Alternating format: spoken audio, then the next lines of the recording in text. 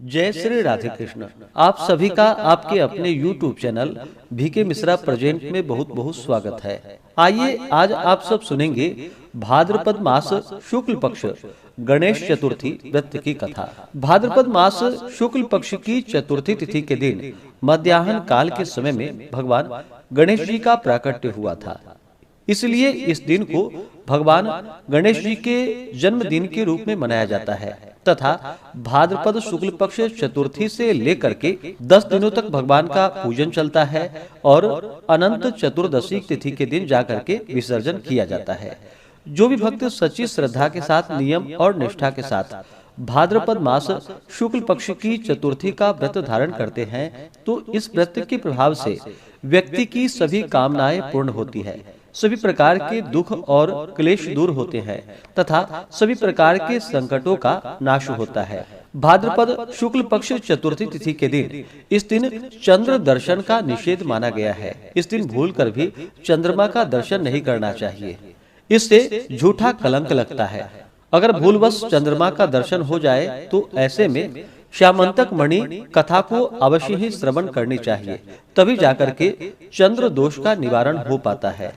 तो आइए सुनते हैं भाद्रपद मास शुक्ल पक्ष की गणेश चतुर्थी व्रत की कथा।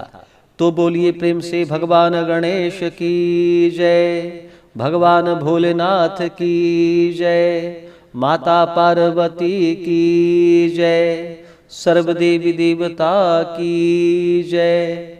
कथा के अनुसार एक बार नैमिषारण्य तीर्थ में शौनक आदि 88,000 ऋषियों ने शास्त्रवेत्ता श्री सूत जी से पूछा कि हे सूत जी महाराज, सभी कार्यों की निर्विघ्न समाप्ति किस प्रकार हो सकती है, धनोपार्जन में कैसे सफलता मिल सकती है और मनुष्यों की पुत्र सौभाग्य एवं संपत्ति की वृद्धि किस प्रकार हो सकती है, पति पत्नी में कलह भाव से बचाव, भाई भाई में परस्पर वैमनस्य से अलगाव तथा उदासीनता से अनुकूलता कैसे मिल सकती है, विद्योपार्जन, वाणिज्य, व्यापार, कृषि कर्म एवं शासकों को अपने शत्रु पर विजय प्राप्त करने में कैसे सफलता मिल सकती है, किस देवता के पूजन अर्चन से मनुष्यों को अभिष्ट सिद्धि की प्राप्ति हो सकती है। हे सूत जी महाराज, इन सब बातों को आप विस्तार से कहिए। श्री सूत जी कहने लगे कि हे ऋषियों, प्राचीन काल में जब कौरव पांडवों की सेना युद्ध के लिए एकत्रित हुई तो उसी समय कुंती नंदन युधिष्ठिर ने श्री कृष्ण जी से पूछा था कि हे कृष्ण जी, आप यह बतलाइए कि हमारी निर्विघ्न विजय किस प्रकार होगी, किस देवता की आराधना से हम अभिष्ट सिद्धि प्राप्त कर सकेंगे। श्री कृष्ण जी कहते हैं कि हे वीर, पार्वती जी की मैल से उत्पन्न गणेश जी की पूजा कीजिए, उनकी पूजा से आप अपने राज्य को पा जाएंगे, यह निश्चित है। युधिष्ठिर ने प्रश्न किया कि हे देव, गणेश पूजन का क्या विधान है, किस तिथि को पूजा करने से सिद्धि देते हैं। श्री कृष्ण जी कहते हैं कि हे महाराज, भादो महीने के शुक्ल पक्ष की चतुर्थी को इनकी पूजा करनी चाहिए अथवा श्रावण, अग्रहण एवं माघ मास की चतुर्थी को भी पूजा की जा सकती है। हे राजन, यदि आप में श्रद्धा भाव हो तो भादो शुक्ल चतुर्थी से ही गणेश जी की पूजा प्रारंभ कीजिए। व्रती को चाहिए कि प्रातः काल उठकर सफेद तिल से स्नान करे, दोपहर में सोने की मूर्ति 4 तोले, 2 तोले या 1 तोले या आधा तोले की अपनी सामर्थ्य के अनुसार बनवावे। यदि संभव न हो तो चांदी की प्रतिमा ही बनवावे।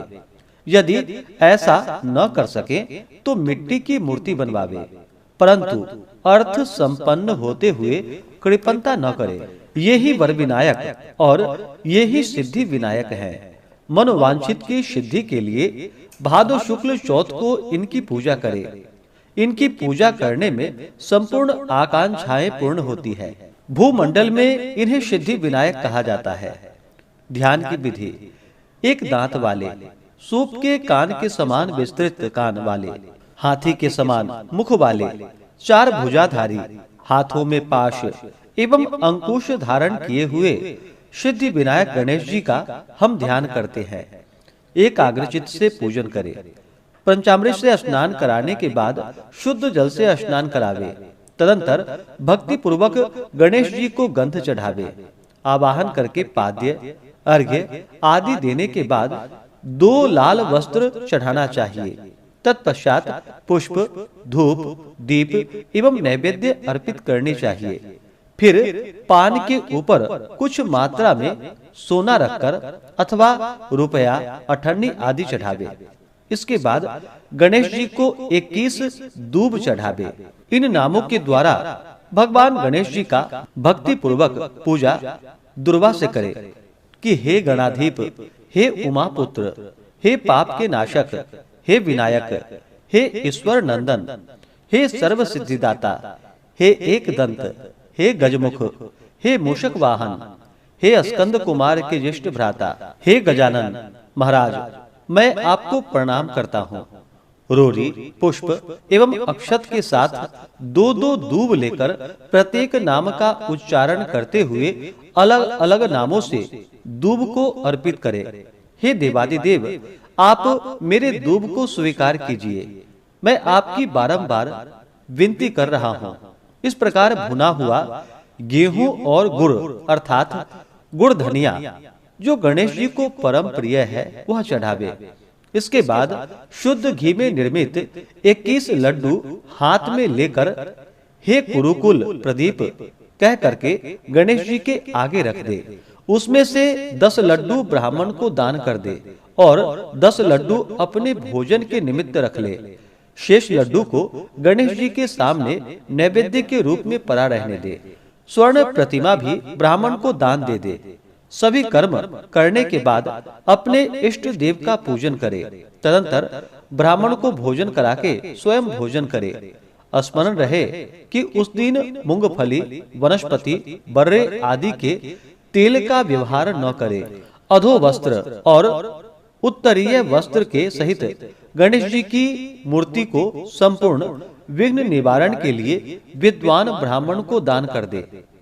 हे धर्मराज युधिष्ठिर, इस प्रकार गणेश जी की पूजा करने से आप सभी पांडवों की विजय होगी। इसमें संदेह की कोई बात नहीं है। यह मैं बिल्कुल सत्य कह रहा हूँ। गुरु से दीक्षा लेने के समय वैष्णव आदि आरंभ में गणेश पूजन करते हैं।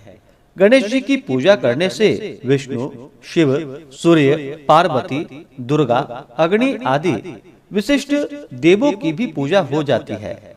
इसमें संदेह नहीं है। इनके पूजन से चंडिका आदि मातृगण सभी प्रसन्न होते हैं। हे ऋषियों, भक्ति पूर्वक सिद्धि विनायक गणेश जी की पूजा करने से उनकी कृपा के फलस्वरूप मनुष्यों के सभी कार्य पूर्ण होते हैं। भाद्र शुक्ल गणेश चतुर्थी की पूजा शिवलोक में हुई है। इस दिन स्नान, दान, उपवास, पूजन आदि करने से गणेश जी की अनुकंपा से शताधिक फल होता है। हे युधिष्ठिर, इस दिन चंद्र दर्शन का निषेध किया गया है। इसलिए अपने कल्याण की कामना से दोपहर में ही पूजा कर लेनी चाहिए। सिंह राशि की संक्रांति में शुक्ल पक्ष की चतुर्थी तिथि को चंद्र दर्शन करने से चोरी, व्यभिचार, हत्या आदि का मिथ्या कलंकित होना पड़ता है। इसलिए इस दिन चंद्र दर्शन करना वर्जित है। यदि भूलवश से चंद्र का दर्शन हो जाए तो ऐसा कहें कि सिंह ने प्रसेनजीत को मार डाला और जाम्बवान ने सिंह को यमालय भेज दिया। हे बेटा, रो मत, तुम्हारी श्यामंतक मणि यह है, ऐसा कहना चाहिए। इसके बाद फिर श्यामंतक मणि की कथा का श्रवण करना चाहिए। इस प्रकार से जो भी भक्त सच्ची श्रद्धा के साथ व्रत को धारण करते हैं तो भगवान गणेश जी की कृपा से उनके सभी प्रकार के मनोरथ की सिद्धि होती है। तो बोलिए प्रेम से भगवान गणेश की जय। भाद्रपद मास शुक्ल पक्ष की चतुर्थी तिथि प्रारंभ समय जो कि 26 अगस्त 2025 दिन मंगलवार दोपहर 1:57 और चतुर्थी तिथि की जो समाप्ति है वह 27 अगस्त 2025 दिन बुधवार दोपहर 3:46 पे चतुर्थी तिथि की समाप्ति है। तो इस बार गणेश उत्सव जो कि मध्याह्न व्यापनी के अनुसार 27 अगस्त 2025 दिन बुधवार को धारण किया जाएगा। इस दिन भगवान गणेश की स्थापना की जाएगी तथा इस दिन से लेकर के जो कि इसका समापन 6 सितंबर को अनंत चतुर्दशी तिथि के दिन इसका समापन होगा, उस दिन विसर्जन का कार्य किया जाएगा। 27 अगस्त को ब्रह्म मुहूर्त का समय सुबह 4:28 से सुबह 5:12 तक होगा। सूर्योदय का समय सुबह 5:36, सूर्यास्त शाम 6:22 होगा। प्रातः काल पूजा का शुभ मुहूर्त सुबह 4:50 से सुबह 5:57 तक होगा। नक्षत्र जो कि हस्त होगा सुबह 6:04 तक, उसके बाद चित्रा नक्षत्र होगा। योग इस दिन शुभ योग दोपहर 12:35 तक होगा, उसके बाद शुक्ल योग होगा। इस दिन सर्वार्थ सिद्धि योग और रवि योग भी बन रहा है जो कि सुबह 5:57 से सुबह 6:04 तक होगा। इस दिन गणेश स्थापना का शुभ मुहूर्त मध्याह्न काल का समय जो कि सुबह 11:05 से दोपहर 1:40 तक होगा। इस समय भगवान गणेश जी का विशेष स्थापना पूजन आदि का कार्य किया जाएगा। इस दिन भगवान गणेश जी की स्थापना पूजन के लिए चाहिए कि एक अच्छा सा जगह ले, उस जगह को अच्छे से पवित्र करके वहाँ पे एक चौकी लगाए। चौकी पे लाल वस्त्र बिछा करके उस पर भगवान गणेश जी की प्रतिमा को स्थापित करे। एक शुद्ध आसन लगाए, उत्तर या पूर्व की ओर मुख करके बैठे, एक दीप प्रज्वलित करे। सबसे पहले अपना शुद्धिकरण करे, तिलक धारण करे, आसन शुद्धि करे। पुरुष है तो अपने शिखा को स्पर्श करे। उसके बाद सबसे पहले मंगल गान करके, जो कि ब्राह्मणों के द्वारा करवा रहे हैं तो स्वस्ति वाचन किया जाता है, नहीं तो खुद ही भगवान गणेश जी से और अंबिका माता से प्रार्थना करे। सबसे पहले गणेश अंबिका का पूजन करे, उसके बाद कलश देवता की पूजा करे। कलश में वरुण आदि देवताओं का तीर्थों का आवाहन करे। इसके बाद सूर्यादि पंच देवता की पूजा करे और फिर आदि देवत, प्रत्याही देवत, विनायक आदि पंचलोकपाल सहित नवग्रह इंद्रादि 10 दिक्पाल देवताओं की पूजा करे। इसके बाद फिर चौथ माता का भगवान गणेश जी का पूरे विधि विधान के साथ पूजन करे। इस दिन भगवान गणेश जी का जल से अभिषेक करे, पंचामृत से अभिषेक करे, शुद्ध गंगा जल से अभिषेक करे। भगवान को पीला वस्त्र चढ़ाए या लाल वस्त्र अर्पित करे। फिर यज्ञोपवीत चढ़ाए, जल से आचमनी करवाए, फिर अक्षत, चंदन, पुष्पों की माला अर्पित करे। भगवान गणेश जी को सिंदूर अति प्रिय होता है तो इन्हें सिंदूर चढ़ाए। दुर्वा दल भगवान गणेश जी को अवश्य ही चढ़ाने चाहिए, जो कि इस दिन 21 की संख्या में भगवान गणेश जी को दुर्वा दल अर्पित करे। धूप दीप दिखा करके अनेक प्रकार का नैवेद्य आदि का भोग लगाए, विशेष करके घी में बनाए हुए लड्डू, जो कि 21 लड्डू भगवान गणेश जी को भोग लगाए। 21 लड्डू में से पूजन करके 10 लड्डू ब्राह्मण को देनी चाहिए, 10 लड्डू स्वयं ही उसका भोजन करना चाहिए और 1 लड्डू भगवान के पास ही रहने देनी चाहिए। इस प्रकार से नैवेद्य आदि का भगवान को भोग लगाए, जल से आचमनी करवाए। मुख शुद्धि के लिए पान पत्र, सुपारी, लौंग इलायची के साथ में अर्पित करे। द्रव्य दक्षिणा चढ़ाएं और फिर गणेश चतुर्थी व्रत का कथा श्रवण करे। भगवान की आरती, निराजन और फिर पुष्पांजलि करे। भगवान गणेश जी से क्षमा प्रार्थना करे कि जो भी आपसे पूजन में गलती हुई हो या त्रुटि रह गई हो, कम या ज्यादा कुछ भी हुआ हो, ऐसे में भगवान हमको क्षमा करे।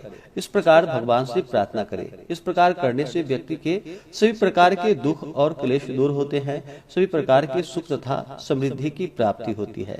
इस प्रकार से भगवान गणेश जी का जो भी 10 दिनों तक पूजन करते हैं, तो इसी प्रकार से सुबह और शाम के वक्त प्रत्येक दिन भगवान का पूजन, आरती आदि का कार्य करना चाहिए और फिर अनंत चतुर्दशी के दिन भगवान का विसर्जन करना चाहिए।